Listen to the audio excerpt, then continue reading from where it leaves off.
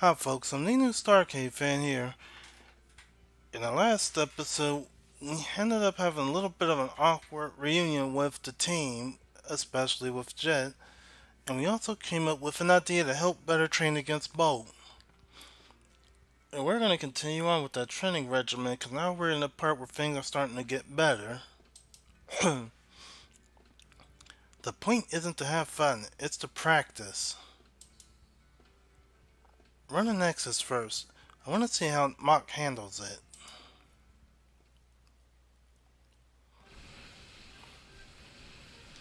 It's incredible. Playing an opponent at this level allows me to see the game in an all new way. Stunts control is precise and crashes against my defense like a wave, while Riva directs the flow of battle like a symphony's conductor. They have achieved purity of form.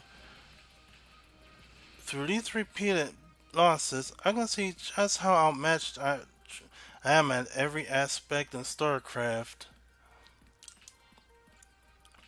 The moments of weakness for an opponent that plays such a clean style are scant and short-lived, but they exist. I can create them by taking risks, using mind games, or forcing mistakes.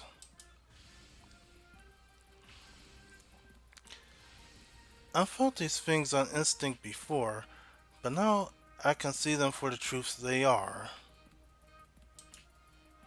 The element of human error is practically zero between Stunt and Reva,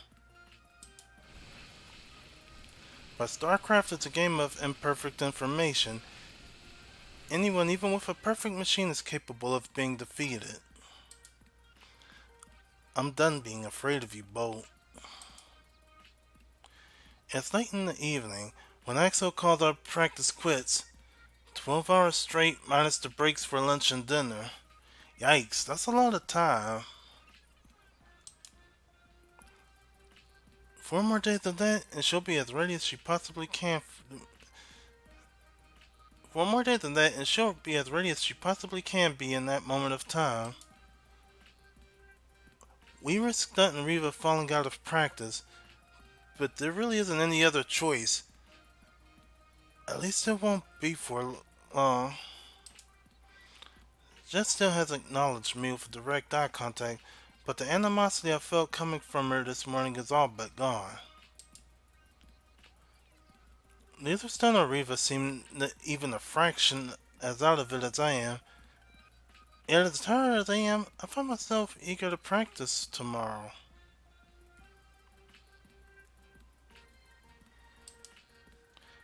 I can only hope it lasts until the end of the week. I got a few more things to take care of before the weekend. The VSL studio managed to fit us in the time slot right before the semifinals for Team League. I've seen some I've seen some of the promotion they're doing online. It's being hyped as a KPJ versus Foreigner match. Mach's been cast as a villain, a last minute way of hyping up the match since it was on such short notice. The Korean Pro Gamer Association would not have allowed one of their players to compete otherwise. It seems that they're beginning to sow the seeds for the transition from Brood War to StarCraft 2. It's hard to imagine that the talent pool for StarCraft 2 could get any more deep. Bolt is only one of the few dozen top tier players being held back by the floodgates of KPGA's regulations. Ray, I can see where Bolt is frustrated, but that doesn't give him a right to be an asshole. A win against Bolt are to show the KPGA players that and their fanboys not to struggle to switch to StarCraft 2 early.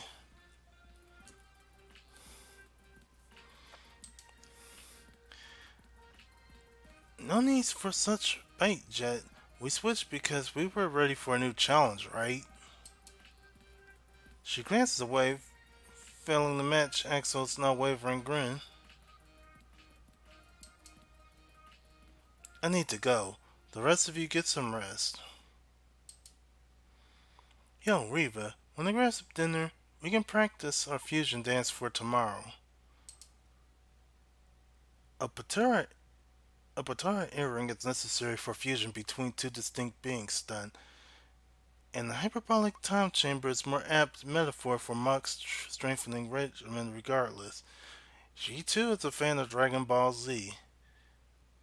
And yes, if you guys remember the Majin Buu saga, then yeah, you know exactly what I'm talking about. A bickering stunt and Reva exit shortly behind the stone-eyed Jett, leaving only me and Axel to the half-empty cafe. Don't bother worrying about yesterday. Jett told you, huh? Even if she didn't, it'd be an easy guess. You weren't giving it your all when we called it quits the day before. Figures. A sigh escapes me, leading Axel to drop a hand on my shoulder. Just focus on the show match. If you still want to worry about sleeping in after winning, you can mope around in the new team house for a day. Huh? Yeah, Axel's like that one good friend that you know you can go to. Despite my best efforts, I can't keep myself from spitting out a laugh. Things have changed so much since I've met you and Jett. For the better, I hope. Yeah, you guys are so goal driven. It's kind of mind blowing, actually. Best way to live, if you ask me. And good practice for the real challenge. I don't think Jett will be satisfied with a little bit of money from Enoch. You won't have time to pick the confetti out of your hair before hearing all about it in next season's plan. Yeah, that's exactly how Jett rolls. If she ever finds a reason to talk to me again, that is. Jett has her way of dealing with things. Don't sweat it too much. Just focus on your practice. Right, I will. Everything Mr. Yarn has told us in the beginning when we played Golf is starting to click in. I rise from my chair at last, checking my pockets on the way up for my key and wallet. Take care. I'm gonna stick around the ladder for a while. Coach has to keep his skills current, you know. Will you join up with the team as a player when your contract with Crash is up at the end of the year? Will you join up with the team as a player when your contract with Crash is up at the end of the year? Who knows? Let's just worry about the next few days, yeah? Fair enough, Fair enough. Later, Axel. He falls right back into his chair after a fist bump, leaving me to stalk the neon-lit streets alone.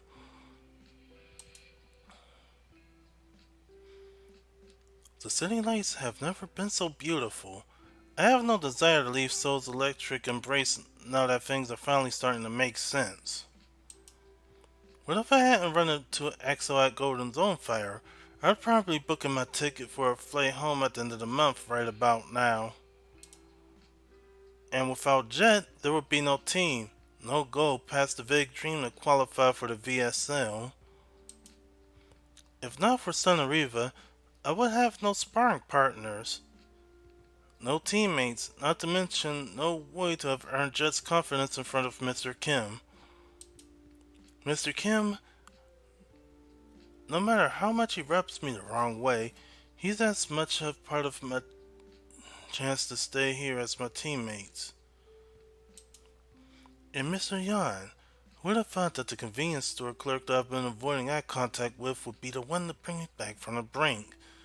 Yes, people forget that old folks, many, yeah, there's a stereotype that old folks really, they do. You just gotta ask them for something once in a while.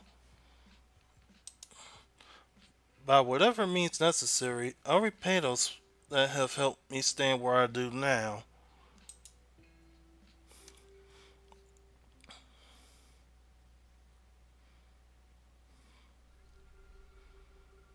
For the third time, if you scout the second gas, build a damn bunker. Don't be so greedy.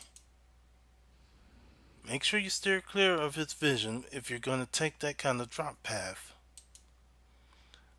They'll try to roll over you with Colossus if they woo. They'll try to roll over you with Colossus if they manage to pick off your dropships. Prioritize your Viking production first. Yes, just like that. With a couple of snipes on the stunt plus Reva combinations, High Templar, the Protoss army is left bereft of any area of effect damage, allowing me to charge forward and go for the jugular. Well, yeah, if you play Warcraft or Shellshock Live, you know what AoE is.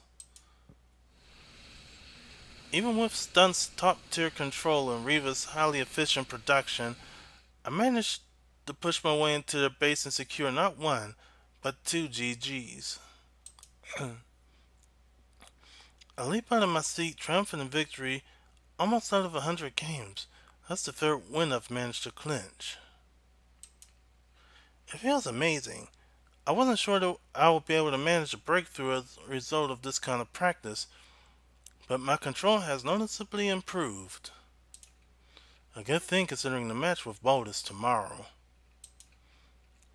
God, she insisted on building more High Templar when I asked for Colossus. It was strategically unsound to push onto the map. You should have allowed our upgrades to complete and used the High Templar as a drop defense. What do you know? You don't even play Protoss. Reva placed her index finger on Stunt's forehead, easily keeping him at arm's length. Yeah, that's a shame. Yeah, that's just a shame.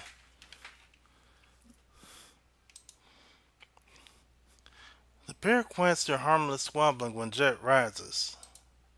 That's enough for today. But it's barely 6 o'clock. The day before an important match, it's the most important, not in the terms of practice, but to prepare mentally. Jett says this to no one in particular, making it a point to ignore me when I turn to look at her. A new age method, huh?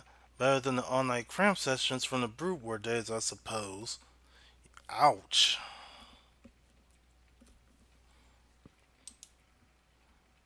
It's scientifically proven to work. Besides, it's not like I'm giving her the rest of the day to do as she pleases. Damn, with Jett, even relaxation is ordained.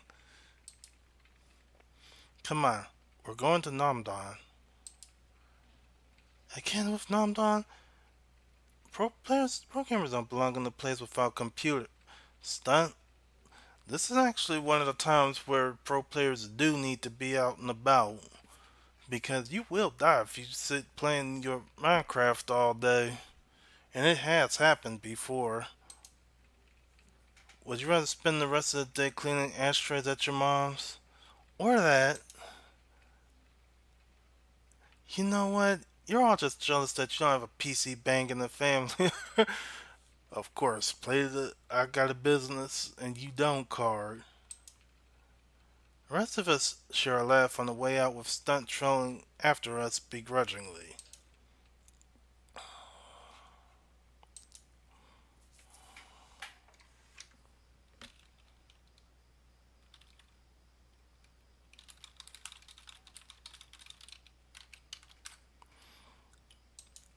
Given the mood coming out of the cafe, I'm surprised to find that none of us have all that much to say as we loiter around the park bench.